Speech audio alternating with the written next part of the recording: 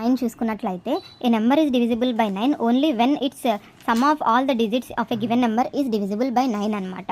So ఇప్పుడు మనము examples చూస్తే, సో ఫస్ట్ ఎగ్జాంపుల్ చూద్దాము. 246591 అని ఒక నెంబర్ తీసుకున్నాను అనమాట. 2 + 4 + 6 + 5 + 9 + 1, సో ఇది 27 అవుతుంది అనమాట. సో 27 అనేది 9తో డివిజిబుల్ అవుతుంది కాబట్టి ఈ టోటల్ నెంబర్ కూడాను 9తో డివిజిబుల్ అవుతుంది అనమాట. సో ఇంకొక ఎగ్జాంపుల్ చూద్దాం. ఇక్కడ ఏమవుతుంది, 7 + 3 + 4 + 5 + 1 + 9 అనమాట. సో ఇది 29 అవుతుంది. ఈ 29 అనేది 9తో డివిజిబుల్ కాదు కాబట్టి ఈ టోటల్ నెంబర్ కూడా 9తో డివిజిబుల్ అవ్వదు అనమాట.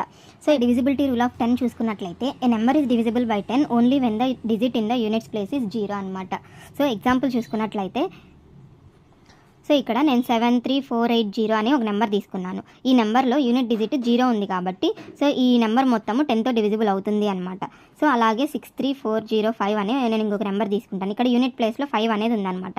సో ఇది 10తో డివిజిబుల్ కాదు.